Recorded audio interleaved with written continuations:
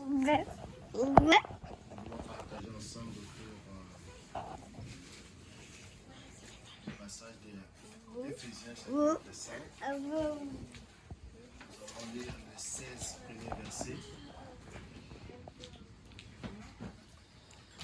Éphésiens chapitre 5, 1 à 16. Je rappelle que dans les Foucault, nous tous nous sommes des pasteurs. Donc si toi tu ne parles pas, tu nous empêches de bénéficier des dons que Dieu a mis en toi. On va prendre juste deux versions parce que le texte est un peu long. On ne va pas prendre beaucoup de versions. Qui a lu second? Éphésiens 5. Ça c'est lui second. 1 à 16. Il y a une autre version. Parole des filles semblables à Lucifer. Pour manger semeur. Pensez pour nous. On va prendre que deux versions. On prend lui second et puis peut-être français pour vous. Semeur, non? Parole de Dieu. On prend les deux alors. On commence lui second puis parole de Dieu. Éphésiens 5, 1 à 16.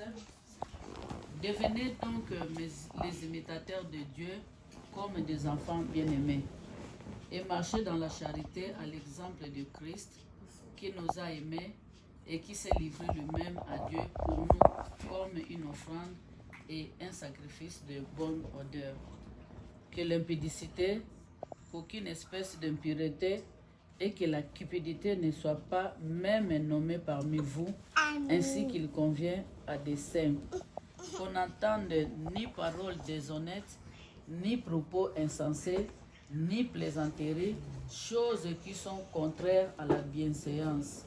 Qu'on entende plutôt des actions de grâce. Car, sachez-le bien, aucun impudique ou impur ou cupide, c'est-à-dire idolâtre, n'a d'héritage dans le royaume de Christ et de Dieu.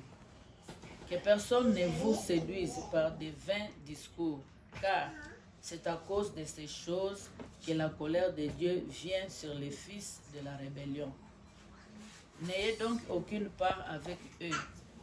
Autrefois, vous étiez ténèbres, et maintenant, vous êtes lumière dans le Seigneur. Marchez comme des enfants de lumière, car les fruits de la lumière consistent en toutes sortes de bonté, de justice et de vérité. Examinez ce qui est agréable au Seigneur et ne prenez point part aux œuvres infructueuses des ténèbres, mais plutôt condamnez-les. Car il est honteux de dire ce qu'ils font en secret, mais tout ce qui est condamné est manifesté par la lumière, car tout ce qui est manifesté est lumière. C'est pour cela qu'il est dit, réveille-toi, toi qui dors, relève-toi d'entre les morts, et Christ t'éclairera. Prenez donc garde de vous conduire avec circonspection, non comme des insensés, mais comme des sages. Rachetez les temps, car les jours sont mauvais. Éphésiens chapitre 5, verset 1 à 16. Vous êtes les enfants que Dieu aime. Eh bien, imitez-le. Vivez dans l'amour comme le Christ. Il nous a aimés et il a donné sa vie pour nous, comme une offrande et un sacrifice agréable à Dieu. Vous appartenez à Dieu, donc chez vous, on ne doit même pas entendre parler certaines choses, par exemple, faire toutes sortes d'actions immorales et mauvaises, chercher à avoir tout pour soi.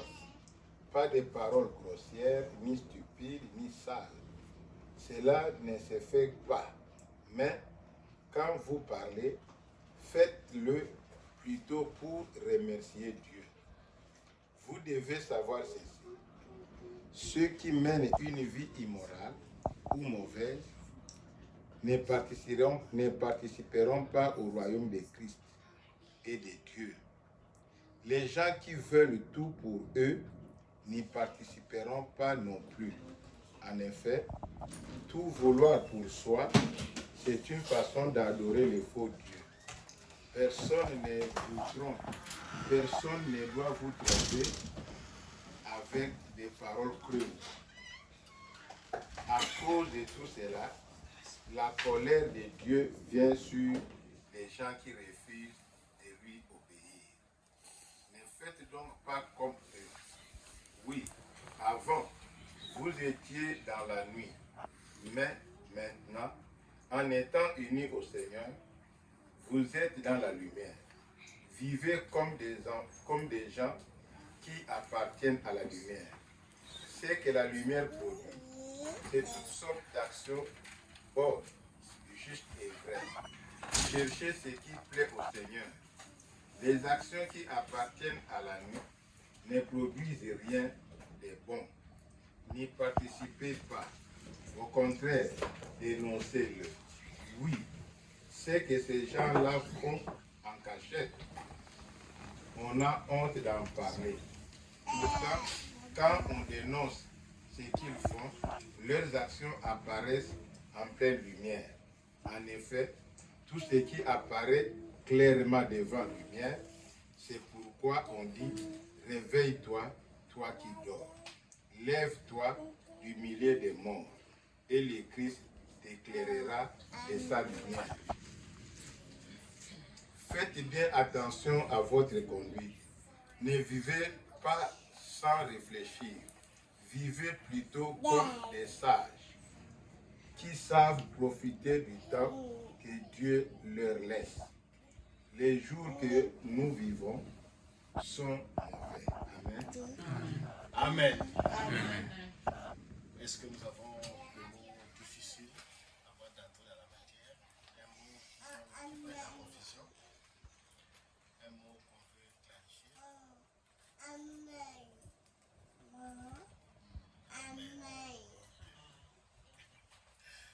Est-ce qu'il y a des mots qui portent confusion, qu'on doit clarifier?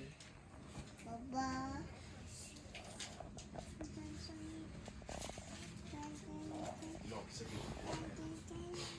Alors, nous avons les 16 premiers versets. Et qui parle-t-on dans ces textes? On parle de qui dans ces textes?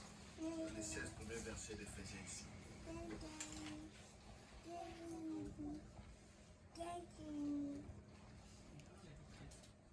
Les chrétiens.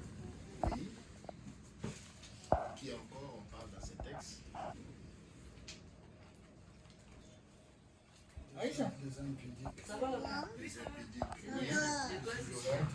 J'ai caché, non? On parle de qui encore? On parle de Dieu. De Dieu, oui. On parle de qui encore? On parle de Christ. Oui. On parle aussi des, je peux dire des païens, des pécheurs, des ténèbres. Oui. On parle de qui encore? Est-ce qu'il y a un personnage qu'on a oublié? On parle aussi des saints. Les saints, oui. On parle de qui encore?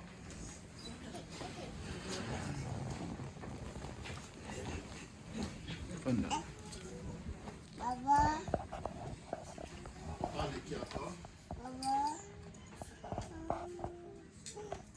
C'est fini? Jusqu'à bon personnage. On n'a pas oublié un personnage. On a dit on parle du Seigneur, on parle des chrétiens, on parle des païens, on parle du Christ, on parle des immoraux. Il parle des sages dans ma version. On parle de quoi? Les 16 premiers versets nous parlent de quoi?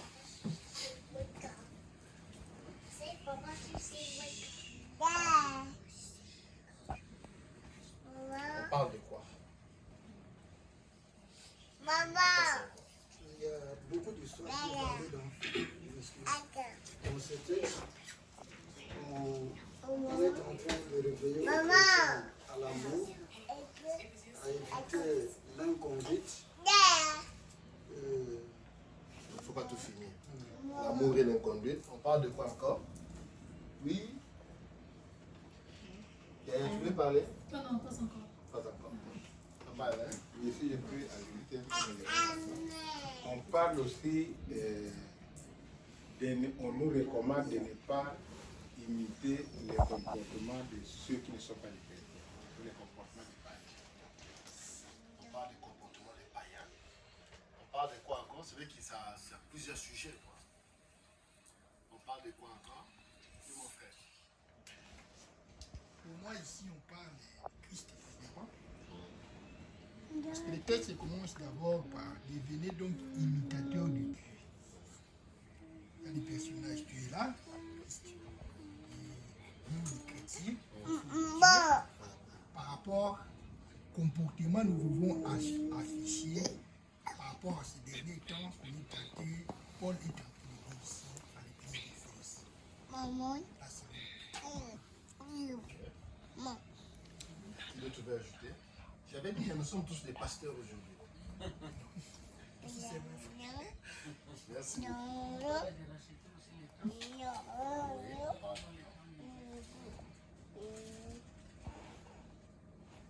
Alors, si on a bien suivi, on nous parle des choses qu'on doit faire et des choses qu'on ne doit pas faire. C'est ça, non? Qu'est-ce qu'on nous demande de ne pas faire et pourquoi? Qu'est-ce qu'on nous décide de ne pas faire? Pourquoi?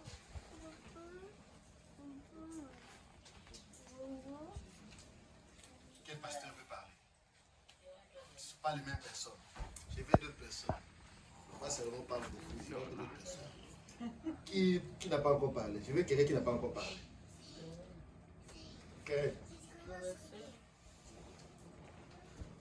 Quel comportement ne veut pas que nous puissions faire et pourquoi? Bon, attendez qu'elle réveille. Maman, c'est ma tour, mais pas fort.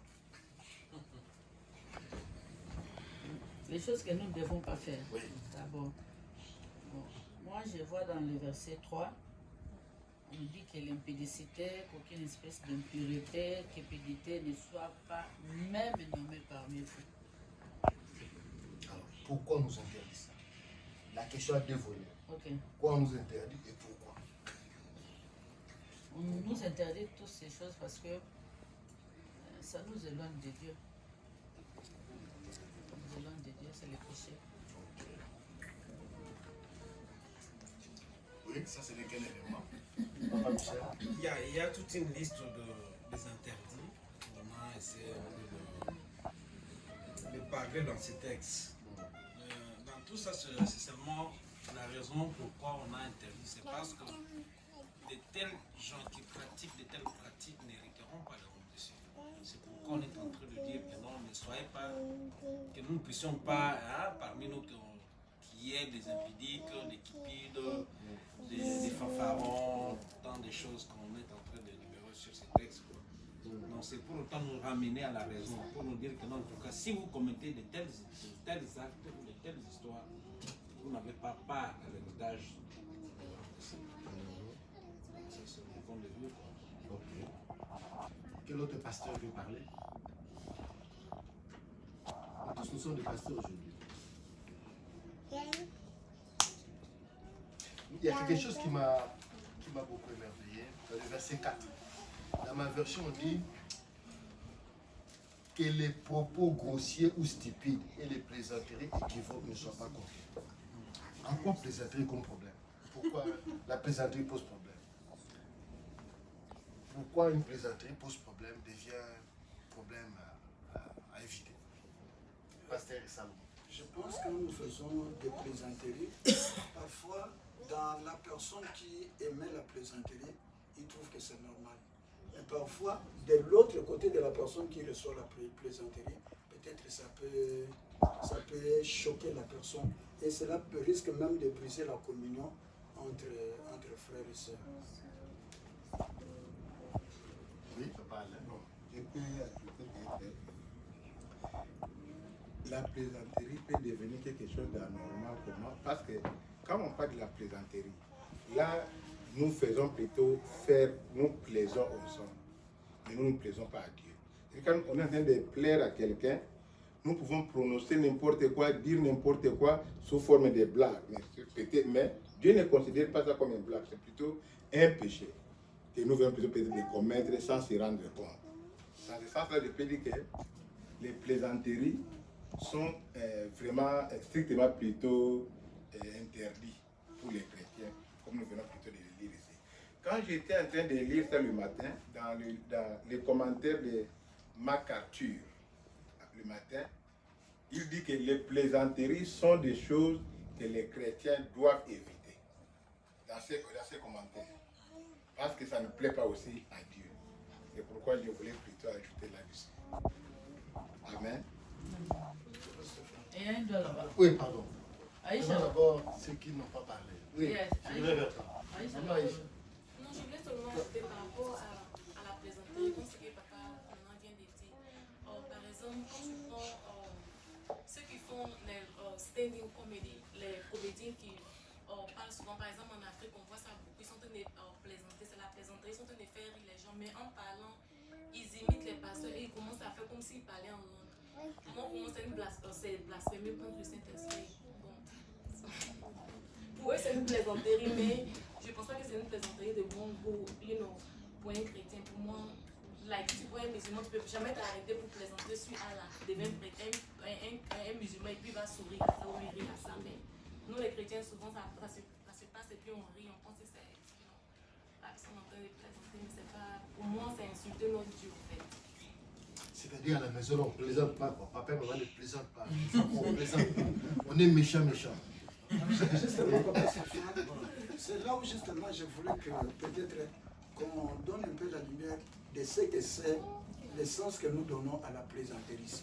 Qu'est-ce qu'est la plaisanterie? Peut-être certains vocabulaires. Bonne question. Qu'est-ce qu'est la plaisanterie? Moi, je n'ai pas été à l'école. Moi, je suis invité ici. C'est là qui connaissent le français, là. Il faut nous expliquer. C'est quoi la plaisanterie? Ceux qui ont parlé facile de Makadakabo Bila, c'est quoi la plaisanterie? C'est quoi une plaisanterie?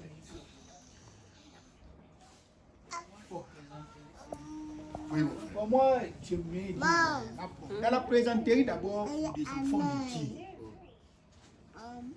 Comme le pasteur l'a dit. À la maison, on peut plaisanter avec une femme, mais il faut voir comment on peut plaisanter. Parce que dans la plaisanterie, il y a la moquerie là-dedans. Il y a l'ironie. Il y a les blasphèmes. Je peux donner un exemple.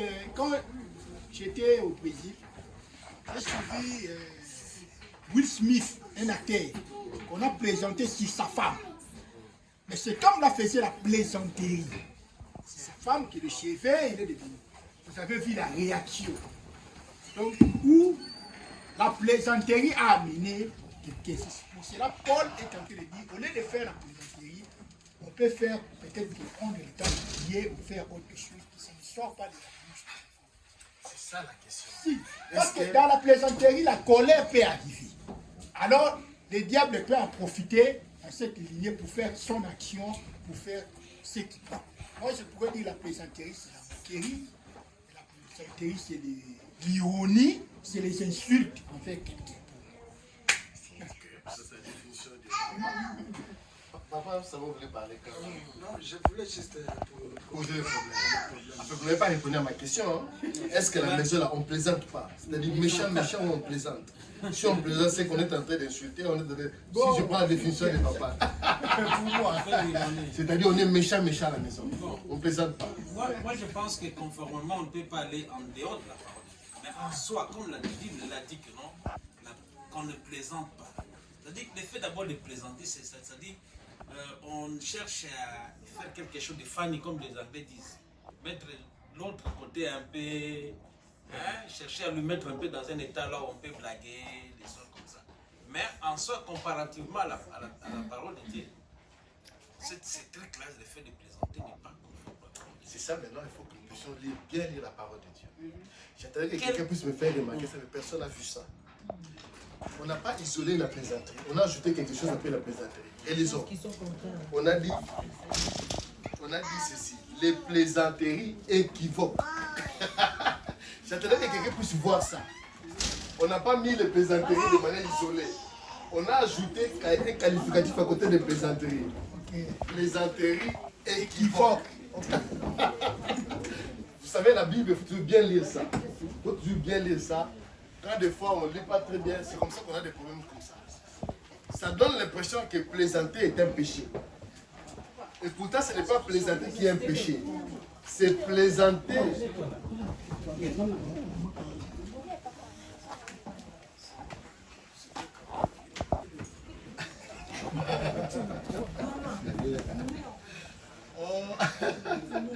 Nous allons à Foucault. Dans la marée civile, dans la Foucault. Voilà, donc j'étais en train de vouloir attirer l'attention de chacun. Nous sommes en train de méditer sur Ephésiens chapitre 5, les 16 premiers versets. Je voulais juste attirer l'attention de chacun. Quand on lit la Bible, il faut toujours bien lire ça. Tu vois, moi j'ai posé une question, je me suis limité quelque part sans lire la suite. J'ai dit, est-ce que plaisanter est un péché ou pas? Tu vois, nous sommes allés au débat ici, la Bible est contre la plaisanterie. Et pourtant, la phrase n'était pas complète. Ils ont ajouté plaisanterie équivoque. Ça, dans quelle version? Parce que c'est mal. Quelqu'un peut relire le verset 4. Chez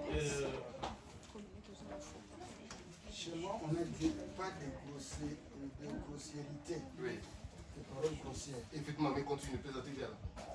Grossiérité ou stupide, et plaisanterie équivoque. Sensé, pas de fonderie. Cela est malsain. La version qui est notre CV, il est écrit pas de paroles grossières, ni stupides, ni sales. Voilà. Cela ne se fait pas. Mais quand vous parlez, faites-le plutôt pour remercier Dieu. Voilà. Est-ce que vous sentez les nuances de version? Vous sentez les nuances de version sur la même phrase? On dit de paroles sales. Vous avez retenu ça à la place de plaisanterie équivoque. On dit ici de paroles. Qu'est-ce qu'on a dit? Malsain. Malsain. En fait, ce n'est pas les plaisanteries qui posent problème. Mais c'est quand ça devient des propos sales. Ça, bien. Et la Bible, dans ma version, dit des plaisanteries équivoques. Donc, plaisanter, ce n'est pas un problème. Mais c'est la nature de la plaisanterie qui pose problème. Parce que moi, je pose la question, est-ce qu'à la maison, on ne peut pas plaisanter papa et maman et les enfants? On sommes dans tous les sens. Hein? J'ai aimé la réponse de moi, Michel. Il dit non, quand la Bible dit que c'est péché, il ne faut pas le faire. Mon frère a dit plaisanter, là, c'est déjà moquerie, insulte dedans. Et pourtant, ce n'est pas ce qui est écrit. Hein? On doit faire très attention quand on lit la Bible. Hein? On doit tout lire l'entièreté. Des fois, on se limite à un chemin et puis on perd l'essence même de la phrase. Et j'ai fait ça exprès. J'ai posé la question en me limitant à plaisanter. Je n'ai pas cité la suite. J'attendais que quelqu'un puisse voir ça, que non, je n'ai pas terminé. Parce que c'est là où il y a des problèmes. Bon, on continue notre débat. On était en train de dire quels sont les comportements que la Bible refuse et pourquoi, n'est-ce pas? On nous a parlé sur... maman, il avait parlé encore sur quoi? Sur l'immoralité. Voilà. On a dit parce que ce n'est pas confort. Ok. Est-ce qu'il y a autre chose que ces passages nous interdisent en tant qu'enfants de Dieu, en termes de comportement qu'on ne doit pas faire et pourquoi? On passe à l'autre. Je pouvais évoquer la cupidité, par exemple.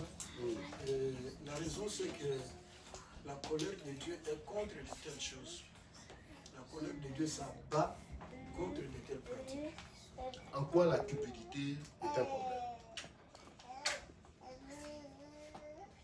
C'est quoi d'abord la cupidité? C'est d'abord quoi? C'est quoi d'abord la cupidité? C'est un désir ardent de vouloir beaucoup gagner ou quoi? C'est ça?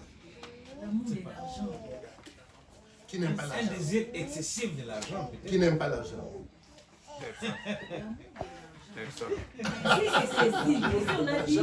Désir excessif. Excessif de l'argent. Vouloir seulement gagner. Toi, tu ne veux pas gagner. Quand tu parles à l'ouest, je ne veux pas gagner.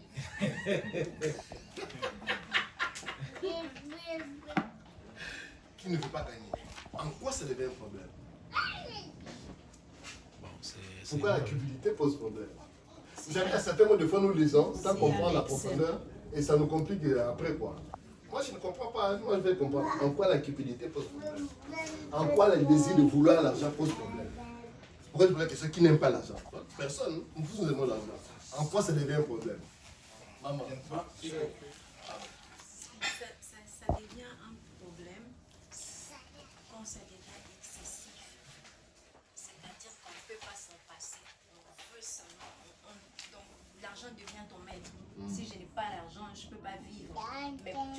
avoir des moyens pour vivre, mais tu en veux en excès. C'est ça la cupidité. Parce que tous nous avons l'argent, tous nous allons travailler pour gagner l'argent.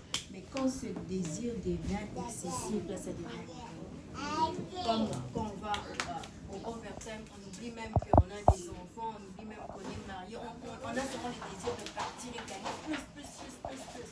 Là, ça devient Merci, maman. Oui. Oui, je peux ajouter aussi que la cupidité, si par exemple quelqu'un arrive à aimer plus l'argent que Dieu, c'est-à-dire pour lui, comme on a donné un exemple, les overtime par exemple. Je sais qu'aujourd'hui nous avons le livre. Je vais chanter par exemple. Je suis parfois dans la modération quoi. Mais le dimanche, nous avons moi, je préfère aller gagner par exemple au overtime parce qu'on va me donner, on va me payer le double au lieu que j'aille plutôt prier le Seigneur. Donc, c'est aimer l'argent plus que Dieu. Papa Salomon. C'est tout ce que papa l'a dit, mais c'est juste le fait de, je voulais juste dire l'aspect que de cet argent, l'argent devient comme votre maître. Ça devient votre maître. Ce n'est pas un outil, mais c'est juste votre, c'est l'argent qui vous conduit. Merci, Papa Salomon. Quelqu'un d'autre, nous sommes en train d'analyser ce que Dieu nous interdit au travers de ces passages. Mais voilà, la cupidité, je pourrais dire que si ça devient comme une passion humaine, plus loin je peux amener ça à la convoitise. Donc tu commences à... Donc, un homme qui ne se rassasie plus, donc il fait en avoir plus et plus et plus. Alors, la Bible nous interdit ça. Celui qui aime le monde, il est ennemi de Dieu. Ça, on ne peut pas dire qu'on n'aime pas l'argent, parce qu'il y a d'autres qui disent l'argent répond à tout. Et nous les chrétiens, nous savons que l'argent ne répond pas à tout. Parce qu'il y a des moments aussi, l'intervention de l'argent ne sert à rien. Peut-être que c'est Dieu qui doit intervenir. Parce que nous avons des riches à l'hôpital qui ont beaucoup de richesses, mais ils sont malades. L'argent ne sert à rien. Quand un homme commence à avoir la cupidité dans sa vie, c'est très mauvais. Il peut même tuer quelqu'un à cause de l'argent. Il y a une époque, les Nigériens, ça c'est j'ai écouté, ils pouvaient même tuer son frère pour enlever tout ce qui est là, dans les ventres, pour mettre de la drogue là. On a arrêté ça, les Nigériens. Pourquoi? Ça c'est l'excès de la cupidité. Il veut avoir. Donc même il a une chaussure, quand il voit la chaussure, il veut seulement que ça lui appartient. Ah, moi aussi je dois acheter. Donc, comment ça? Donc la voie de la passion. Alors la cupidité devant Dieu, c'est pour cela que la Bible déclare que contentez-vous de ce que tu as. Tout ça, c'est bon. Maintenant, sortons du contexte de Paul. Rentrons dans notre contexte ici d'Amérique, de Champagne et du Mal. Qu'est-ce qu'on ne doit pas faire en tant qu'enfant de Dieu? Soyons maintenant pratiques. On ne peut pas envier. Oui, envier. Qu'est-ce qu'on ne peut pas aussi faire en tant qu'enfant de Dieu qui entre dans cette logique ici? J'aimerais que nous puissions contextualiser cela maintenant, n'est-ce pas? Sortons de l'époque de Pierre et de Paul, soyons maintenant à notre époque maintenant, à notre époque d'Android. Qu'est-ce que nous faisons qu'on ne veut pas faire en tant qu'enfant de Dieu? Il y a quelque part, j'ai vu là-bas, des choses qui se font en secret. Là, Verset 12. Verset 12. Car tout ce que les gens font en cachette. C'est vraiment très important, très important. Nous avons un Dieu qui nous voit dans les secrets. Dans les secrets. La Bible même dit que la pensée n'est pas encore dans la bouche, que Dieu connaît toutes choses. Il est très important de nous examiner devant notre Dieu, devant les miroirs de la parole de Dieu, devant notre Dieu. Non pas seulement quand nous sommes ensemble, même dans les lieux secrets. Nous sommes en secret. Quand vous avez parlé des androïdes là, quand tu es seul à seul avec ton téléphone, qu'est-ce que tu es en train de regarder dans le lieu secret, dans ton cœur? Ça c'est quelque chose de très important que nous devons plus vraiment nous examiner plus, non pas pour les gens, mais d'abord plus par rapport à notre Dieu qui voit dans les secrets. On parle ici des choses honteuses. des choses honteuses plutôt, que les gens font dans les secrets. On peut m'acclamer, Papa Salomon, tout ça, mais c'est que quelle est ma relation avec Dieu dans les secrets. Donc voilà un peu ça. Merci Papa Salomon. Quelqu'un d'autre veut ajouter? Qu'est-ce que nous faisons ici sur place à Émilie qu'on ne devait pas faire en tant qu'enfant de Dieu? Qu'est-ce que nous devons éviter qui entre dans le cadre de ces comportements que Dieu décrit?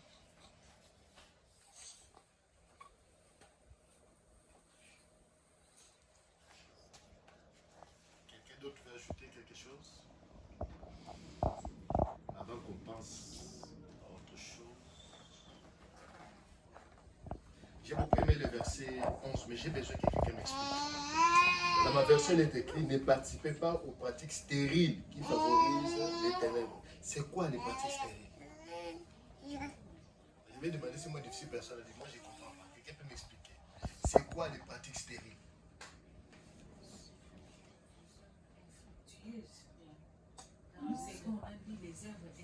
C'est quoi les œuvres infructueuses?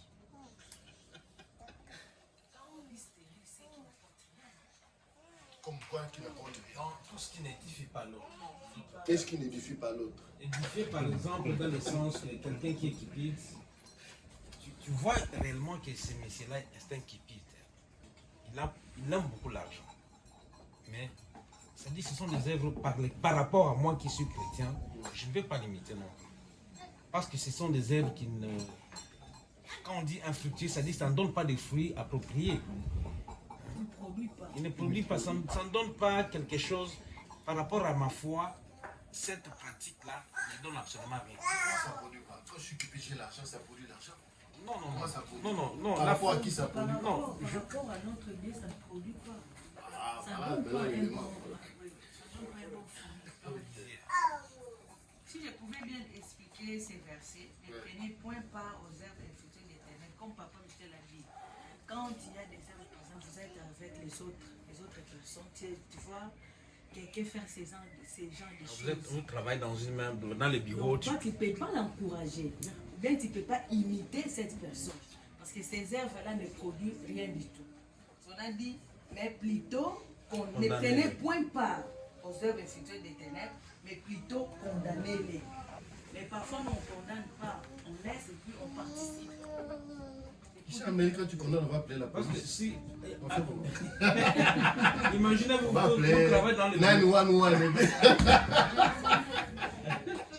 Comment on gère ça, quoi? Tu vois, celui-là, il est devenu homosexuel. Tu vois, c'est vrai, n'est-ce pas? Si tu condamnes, ça va appeler 911 ici, quoi. Oui, papa, ça Je va. voulais dire ça. J'ai suivi le pasteur Austin par rapport à ce que vous venez de dire là. Nous sommes dans un pays où, si vous n'êtes pas fort, vous faites vraiment naufrage dans ce pays. On a posé la question à Austin, le pasteur Austin, par rapport au gay, tout ça. Il a dit non, c'est pas moi qui peux juger. Vraiment, le journaliste lui a insisté. Toi, en tant que pasteur, quelle est ton opinion par rapport à ça? Je vous dis jusqu'à la fin. Il n'a pas répondu. Il n'a pas répondu. Il ne fait pas de problème. Jusqu'à la fin, il a divagué. Donc voilà un peu ça. Okay. Donc mais nous, en tant qu'enfants de Dieu, peu importe, nous devons trancher. Merci beaucoup. Autre chose à dire sur les œuvres infructueuses, parce qu'on veut passer maintenant sur l'autre rive. Que devons-nous faire à la lumière de ces passages? Que devons-nous faire à la lumière de ces passages? Quel doit être notre comportement à la lumière de ces passages, de ces 16 versets?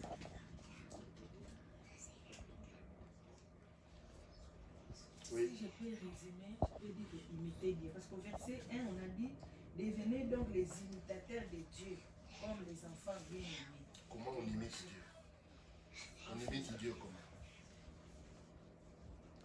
En faisant ce qui plaît à notre Dieu, en faisant la volonté de Dieu. C'est ça, imiter Christ. Ce que Christ a fait, c'est ce que nous devons faire. Merci. Autre chose à dire?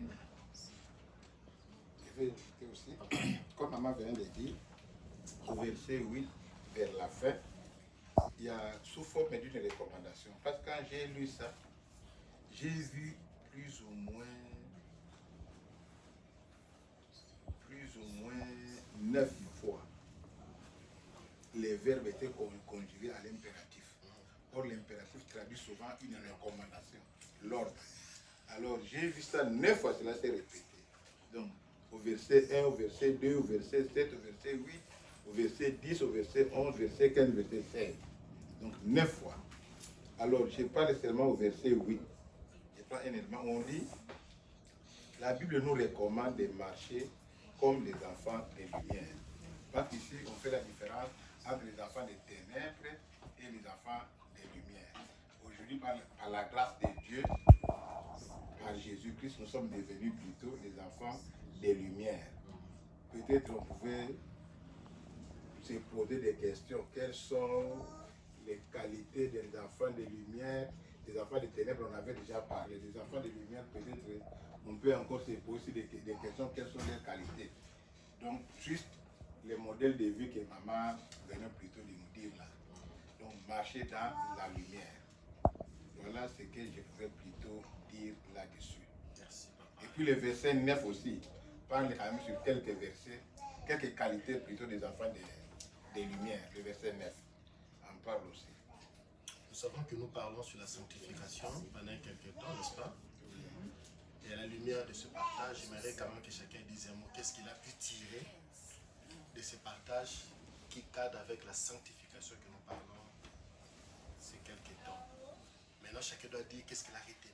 Qu'est-ce qu'il a plu, qu'est-ce qu'il a tiré à la sortie de ces lieux, qu'est-ce qu'il a retenu comme élément qui s'ajoute par rapport à la sanctification. Là, tout le monde doit parler, n'est-ce pas? On commence où? Allez-y. Moi, ce que j'ai retenu ici, je pourrais dire que j'aime bien le début, comme Paul le dit ici à cette église, devenez donc, ce qui m'attire ici dans ce texte, tous les versets, c'est imitateur. On ne nous demande pas d'imiter les gens qui sont dans le monde, étant enfants de Dieu. Je vois ici, dans la Bible déclare, Paul est en train de dire, tout est permis, tout n'est pas ici. Quand toi, un enfant de Dieu, appelé enfant de Dieu, qui a accepté le Seigneur Jésus-Christ comme Seigneur et tout sauveur, tout le monde a les yeux fixés sur toi. Ce n'est pas seulement aller à l'église, ce n'est pas chanter, ce n'est pas dire que Jésus, Jésus.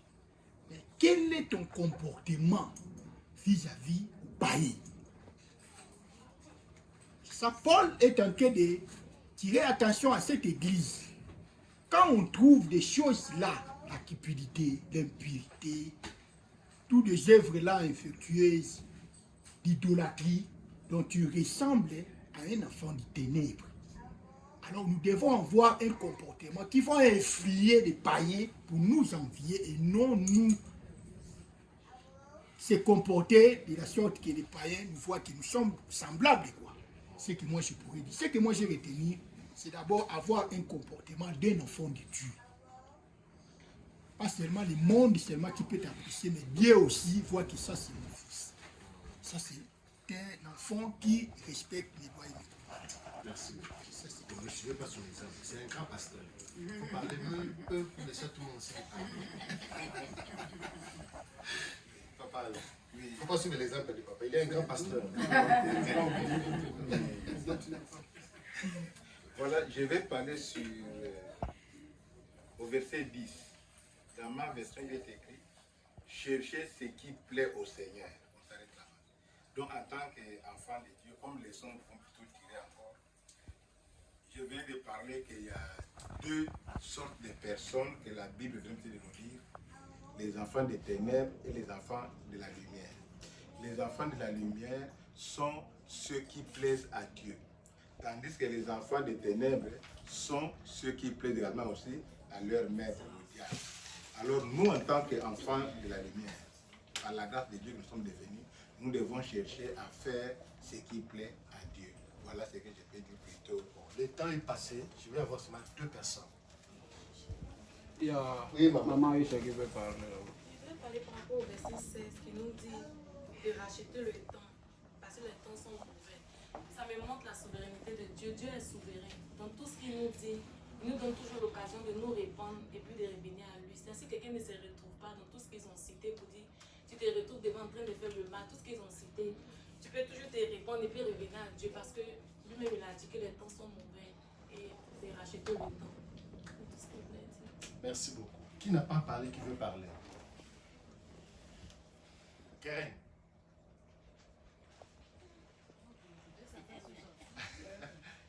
Je voulais parler par rapport au verset 14 seulement qui nous dit de nous réveiller. Parfois, nous sommes des chrétiens, on se dit qu'on est chrétien, mais parfois, vraiment, nous sommes en train de dormir.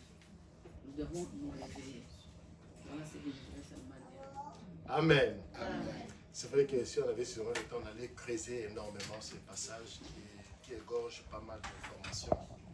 Ce qui est important de voir retenir, c'est que nous parlons de la sanctification et ce passage nous montre quel comportement nous devons afficher en tant qu'un sanctifié. Et j'aime le verset premier, comme l'a dit, en tant que sanctifié, nous devons imiter Dieu. C'est vraiment ça la clé et tout le reste qui s'ensuit.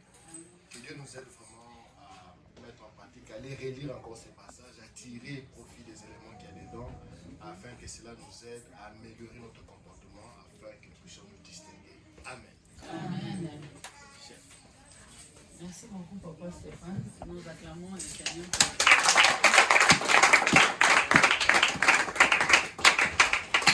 Nous sommes arrivés presque à la fin de notre rencontre. Le temps est passé. Nous nous encourageons en tout cas de venir à temps. Vraiment, nous sommes en train de cultiver, je ne sais pas moi comment dire ça. Le FOCOF, c'est de 17h à 18h. Donc, quand il est déjà 18h, au moins 50, 52, on doit déjà commencer à prier, clôturer. Donc, ça fait par 17h. On commence à 17h à 18h. C'est ce que je disais. Vous avez dit de 18h50 quelque chose? Non, ça dit vers 17h50, 52, on doit déjà clôturer. Selon les textes même, ça nous encourage. Donc, quand nous sommes réveillés, quand nous sommes les imitateurs de Christ, nous devons vraiment être FOCOF à temps. Amen. Amen. Nous avons la joie de recevoir dans notre FOCOF d'abord notre chef. Il est mon chef, il restera mon chef. Donc nous sommes en train de demander à Papa Stéphane, il peut se lever, en tout cas nous allons acclamer notre chef.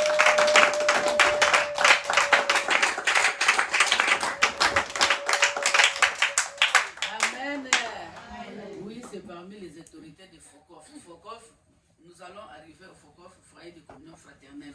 Nous allons demander à Papa Onésime de se lever. C'est la première fois qu'il est avec nous. Il vient de l'Angola.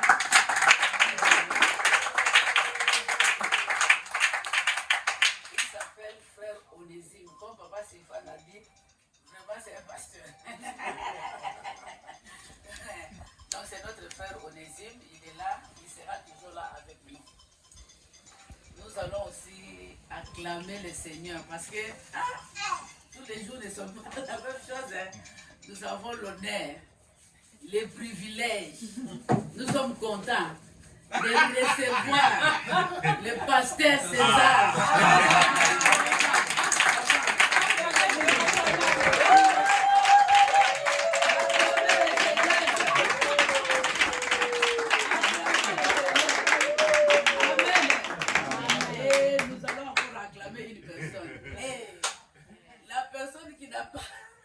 Papa César puisse dormir. Nous demandons à maman de se lever.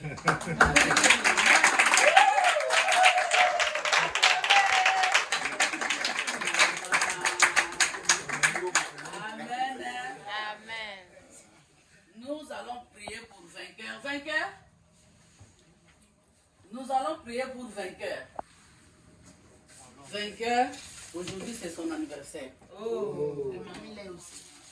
Mamie l'est aussi, oui. Aujourd'hui, maman ça.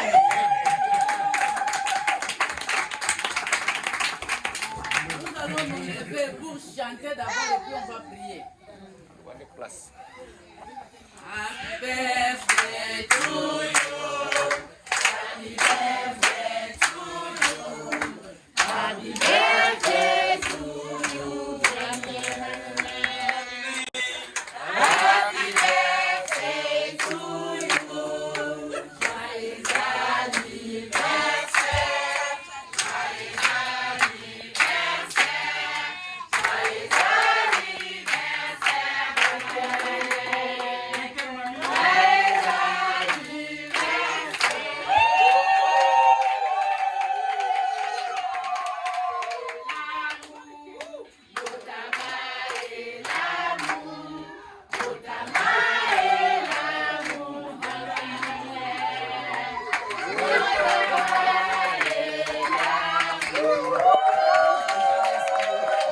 tone na yete.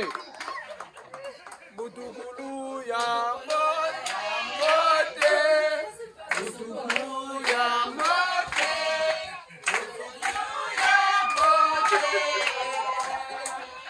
Mutukulu ya mote. Happy birthday to you. Happy birthday to you. Happy birthday to you. Happy birthday to you. Ochari batu balala na cuisine.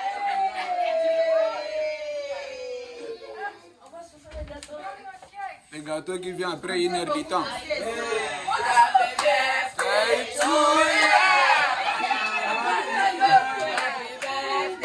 to you. Happy birthday to you. Oh. Happy birthday to you. Ah, njombe kata na bwendeni.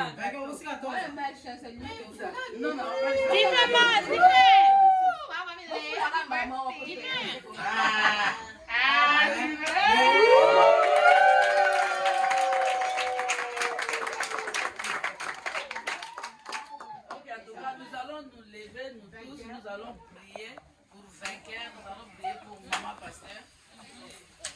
Et Dieu ajoute encore un 5, un 0, 2 0 à la fin. Ok. Éternel notre Dieu, Papa, bénis cieux, nous prions. Nous encore Seigneur,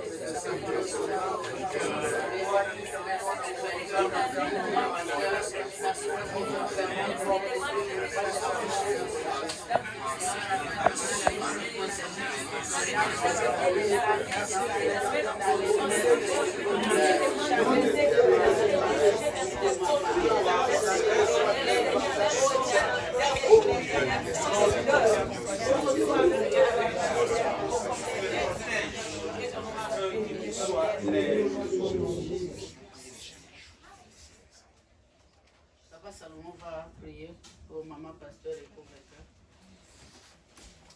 Père éternel, nous te sommes très reconnaissants pour avoir encore gardé tes enfants aujourd'hui. Et nous venons, Seigneur Dieu, dans cette joie de te célébrer et de les recommander contre tes saints. Ma prière est que notre prière, Seigneur Dieu, que tu leur accordes non seulement des années de plus, mais des années de bonheur. Cela dans le nom de Jésus-Christ. Seigneur Dieu, écarte leur chemin, Seigneur Dieu, de tout ce qui n'est pas de toi. Et nous te prions personnellement pour l'enfant vainqueur, Seigneur Dieu, que cette ambiance, Seigneur Dieu, ne quitte jamais sa vie. Que le Seigneur soit le partage de sa vie tout au long de sa vie. Qu'il soit un enfant qui va influencer sa génération, Seigneur Dieu, et qu'il les attire vers toi au nom de Jésus-Christ. Merci pour Maman Lé, que nous recommandons à toi aussi. Tu connais la charge, Seigneur Dieu, qu'il a dans l'Église, et nous voulons, Seigneur Dieu, que par elle, Seigneur Dieu, beaucoup de mamans viennent à toi.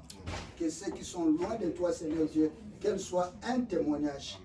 Béni soit ton nom, Seigneur. Nous te bénissons, que le sang de l'agneau les couvre, Seigneur, pour qu'à chaque fois, Seigneur Dieu, que ce sang crie que c'est la propriété de Dieu et que l'ennemi n'a pas la même mise sur eux. Béni soit ton nom à jamais. Au nom de Jésus, nous avons supplié. Gloire à toi, Jésus-Christ. Amen. Amen. Et nous allons encore donner la parole à Papa Pasteur pour nous bénir. Nous sommes arrivés à la fin de notre rencontre. Papa, vous avez la parole. Nous allons prier. Dieu du ciel, lorsque tu déclares un mot, personne ne peut s'y opposer à cela. Car il est écrit, j'agirai qui s'y opposera. Seigneur, merci pour cette parole qui vient du ciel pour nous bénir ici présents. Merci pour cette bénédiction que nous avons reçue avec tout notre cœur. Seigneur, merci pour ce peuple qui était ici présent, nombreux, pour écouter ta parole. C'est la bonne part que nous avons reçue. Seigneur, nous en sommes reconnaissants et te disons merci pour cela. Nous recommandons, Seigneur, le reste des temps, la continuité de ce moment entre tes saintes mains. Bénis chacun d'entre nous et bénis cette semaine qui pointe à l'horizon, Seigneur. Nous voulons marcher selon ta parole qui a été dite en ce lieu, dans la sanctification. Loin des méchants, comme Psaume 1 nous enseigne. Loin, Seigneur, des moqueurs, loin de toutes ces mauvaises personnes-là. Aide-nous, Seigneur, imprègne-nous cette parole, afin que chaque jour nous puissions la méditer, la remuer en nous, pour que nous soyons, Seigneur, réellement des enfants de la lumière. Fais-le pour ta gloire. Nous en serons toujours reconnaissants pour cela. Au nom de Jésus-Christ, nous t'avons ainsi prié. Amen. Amen. Acclamez le Seigneur.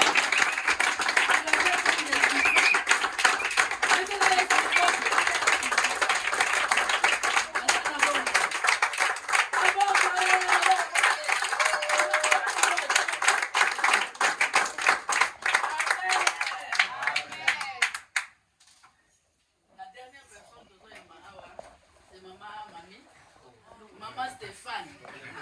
Vous ne connaissez pas Maman Stéphane. Acclamez le Seigneur pour Maman Stéphane.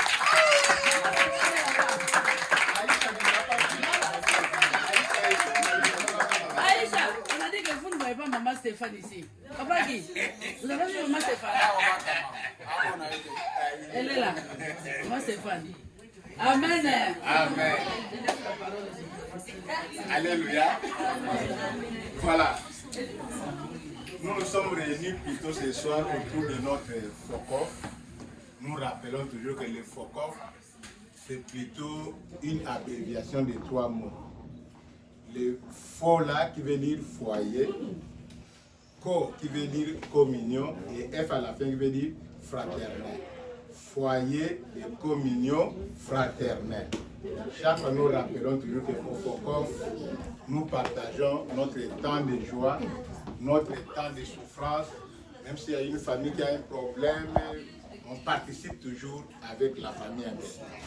Mais nous disons que ce que nous ne partageons pas dans le FOCOF, c'est le péché. Donc quand tu as commis ton péché, fais-toi un effort vraiment d'aller aborder ton Dieu et demande pardon.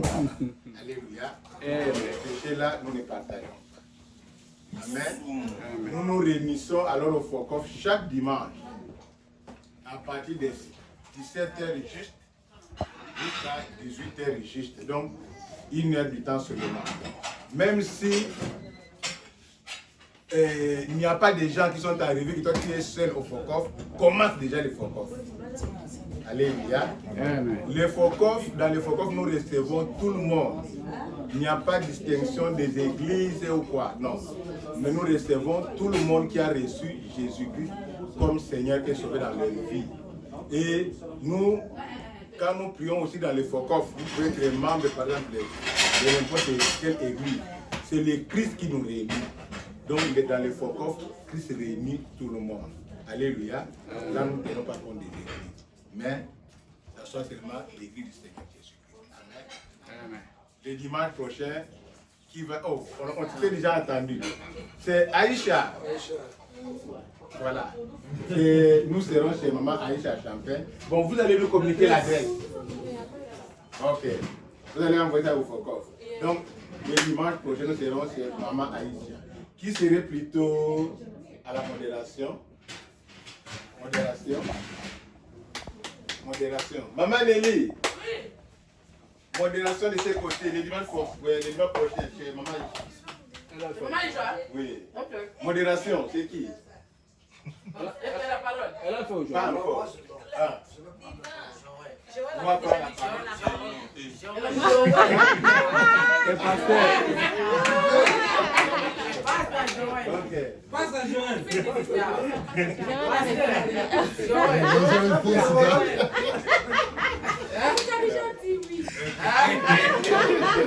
Ok. Le frère Salomon. Pasteur Joël. Hein? Le dimanche en 16. Le pasteur, le frère Salomon. Et puis le dimanche en 16, c'est le pasteur Joël. Maintenant la modération. Qui prend la modération? Bon, moi je prends alors. Ok, voilà pour les programmes. Donc on se retrouve chez Maïcha dimanche prochain à partir de 17h. Amen. On a presque terminé avec le Fokof. Maintenant, je retourne la parole à Maman Nelly. Je retourne la parole à Maman Nelly. Il vient, que pasa? Oui. Que pasa?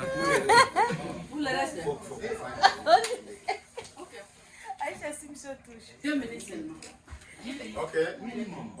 Nous attendons un peu le focophage. C'est un mot que vous allez chercher dans le dictionnaire, il n'y en a pas. Mais dans la Bible aussi, il n'y en a pas.